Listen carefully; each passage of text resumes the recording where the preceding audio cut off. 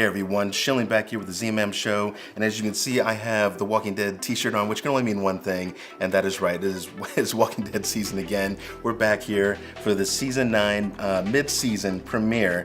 This is episode 9, it's called Adaptation, and you know, we're missing out on our Rick, and God knows I love me some Rick, but he's out of the picture now. So I want to talk about the 9 or 10 or so big things that happened with some of the characters tonight in the episode, and of course, if Walking Dead is still meeting expectations, because a lot of people, of course, their opinions are really starting to sway back and forth. So with that said, let's get straight into it. So first off, we have where the episode left off pretty much on episode 8, where Jesus is taken out lying on the ground, and we have Michonne and Daryl pretty much holding down the ground while the others try to escape through the gate. And as we can see, you know, as we hear the Whisperers' voices as they start coming out of the shadows and the fog, and they keep trying to attack, but of course not penetrating and getting past Michonne or Daryl. Both of them wiped out several of them, which was pretty damn cool. But even as they get through the gate and they lock it, oh man, and I'm telling you, the intensity was rocking in this scene. I was loving how it started off just as intense as it ended for the first part of the season. And as one of the walkers, what looks to be one, gets up to the front of the gate, he kind of just puts his hand through and just unlatches it and lets the zombies through. So these people are a threat to be reckoned with. I mean, this is a major problem, especially for anybody in the world Walking Dead who has not encountered them. I mean, think about it. You usually go up and you go up with your nice calculated attack move, you know, just nice and easy and slow. What if one of these assholes pulls a knife on you or a gun or who knows whatever else they're using? So this is a serious issue, and I'm loving the intensity, and I'm loving what the Whisperers are bringing to the show. So that's pretty darn cool. I even had to take some notes. There were some decent things that went down this episode. So they do escape, and they're making their way back, and as they're making their way back, they have to make their way to Hilltop. They were able to retrieve Jesus' body, which was awesome, and they're going to try and give him the burial that he deserves as a great leader and warrior of Hilltop. So that on the side, let's just hold off on that one.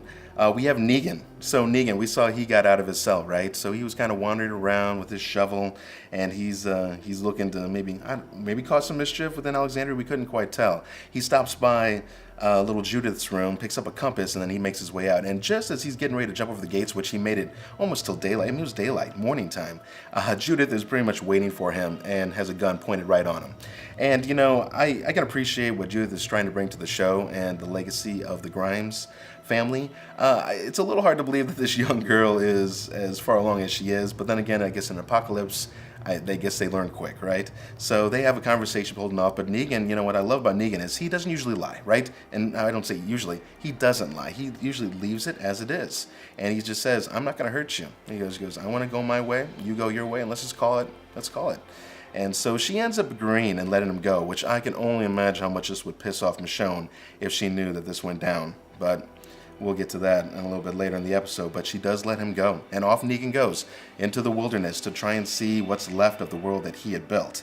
And he gets back in town, he finds himself a new leather jacket, almost gets attacked by a bunch of rabid dogs, gets out of that situation, makes it back to the sanctuary to find out nobody's there. He does his whistle, and I was trying to pick up on it because I was like, well, wait a minute, he doesn't know, I don't think, what's really gone down. I mean, all of his saviors are pretty much dead, except for the ones that converted to Hilltop. Alden, I think his name, and who's dating Enid now, and a few of the others. So that's it. That's done with the saviors. See you later. So he gets in there, he's standing by it, he's moving some furniture around, he's kind of taking it all in. He even sees a zombie, I think he called him Big Richie, and I guess he was the loyal one because he's the only one left pretty much there, but he is a zombie. And so Negan takes his walk around and pretty much realizes his world is gone. What he built, everything he built, destroyed. Which, you know, a lot of us are probably just like, well, you know, shit happens, man. You know, you caused a lot of havoc and you killed a lot of people. So this is just coming for you. Okay? This is your comeuppance, and here they are, right in front of you. So he takes out a few zombies on a rage, and then he finally starts making his way back. Since we're jumping around a little bit just with the top things that happened in this episode, by the end of the episode, Negan does actually start making his way back. He has a bike that I guess he had stashed away in a secret area, and Judith is on the main road and puts a shot off at him. At first I thought he was hallucinating. I was like, what the hell are the chances of Judith actually being right there and seeing him?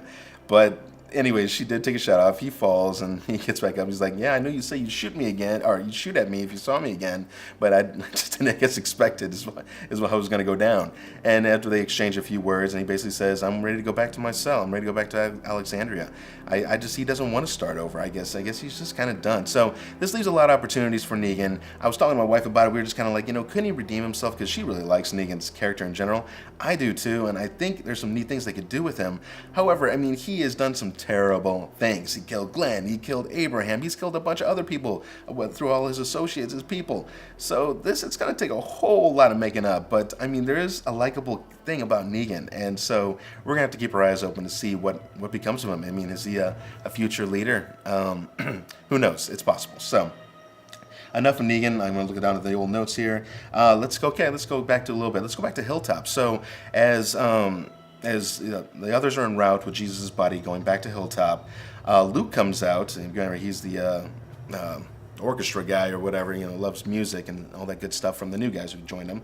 He decides that he wants to be a part and try and do more around Hilltop. So Alden, they're about to send out a search party to go looking for the people that went out, so Jesus and some of those that went out, and of course they got ambushed. So Alden and Luke are now going to go out as one of the search parties to start taking a look and see what's out there. So at first Alden's hesitant because I guess Luke doesn't seem like the big warrior type, or maybe is he fully dependable? We're not sure yet. It seems like his heart's in the right place, so maybe there's a chance. So those two head out. They get into a decent encounter. Of course, dumbass Luke, he's not watching his surroundings. He almost gets eaten by a zombie on the ground, and then there's one up top, and luckily Alden does an amazing spear throw and just nails the hell out of the one in the head, and then Luke breaks the neck of the other one. So I guess, it's going to take some practice, but yeah, I don't know if it's smart sending them out on a recon party, when things are this important and things are going down. But of course, they don't know about the Whisperers yet, so this is a problem, right? So they're out there alone. And while they're out there, they start seeing arrows from, I think it's Yumiko, I think I want to say her name is. She's from the new crew. She uses the bow, right? And he notices one of the arrows in the tree, and then he notices another one. And he's like, oh, maybe she's leaving a trail. Now, at first, I'm sometimes oblivious while I'm watching the shows, I was kind of like, I don't know why she would have been leaving a trail for him. And even Luke, it's Alden even mentions, he goes, well, maybe, there was just a couple stray arrows, and Luke's like, yeah, I think we're going to find more, so let's keep on looking. Well, they do keep on looking, and by the end of the episode, they both get ambushed by pretty much the Whisperers group and Alpha. We see, and it's a shame that we saw so much Alpha in the previews, so I immediately noticed her as soon as she started stumbling up to him. They were kind of walking, and Luke was like, I'll get this one or whatever, and then she just stops, and she's just staring at them. And then they look around, and obviously that was odd, right? The zombie should have kept coming. And then they start looking around, and they see a bunch of other members all surrounding them as well. And I'm just like, guys, run, what are you doing? And I guess, hindsight's 20/20, they don't know what to do, right? They don't know what the hell's going on here. And she pulls out a freaking shotgun, and she's like, this is the end of the road for you guys. So they're captured now, so great. So while this is all going down, Daryl and Michonne and all them, well, they're on the road, still on their way back, and of course Hilltop doesn't fully know what's going down yet. They run into another set of these walkers, and I loved how Daryl kind of started doing his deductional reasoning or whatever when he had his bolt crossbow, and as these guys are crossing inside of this little bridge area or whatever, he starts shooting at the legs of a few of them, and the first one doesn't make any noise, and then of course the next one yells out screaming, right? He's trying to see which ones are humans, and so he's able to find those because I think they want to try and capture one. So they take out a few of them, and then the last chick, woman, she starts screaming out, and they let her live, and they decide to capture her because there's another herd on the way towards them. So they end up taking this woman back. We end up find out her name's Lydia. She's a young girl, and she keeps mentioning about her mother, and then how they only had like a crew of 10 people. So she's clearly lying. She's lying out of her ass. And as soon as I mean, don't get me wrong. I mean, you should never ever hit a woman and stuff like that. But in an apocalypse and stuff like this, and they're killing your people, I'm sorry. I think it's fair game. It's on. And I would have brought her, and I would have said, one of you ladies are going to have to take care of this and interrogate her, and if you can't do it, then I'm going to come in and take care of this, because, I mean, we can't just have this, this is some bad stuff. These Whisperers are a big-time threat. So they're trying to get the information out of this Lydia girl, and she's giving up details, but they're not the details. They're not good.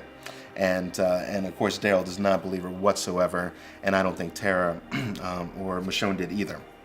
So, but while this is all going on, and this is a perfect little transition to talking about this, we notice that Henry is down there in the Hilltop jail area.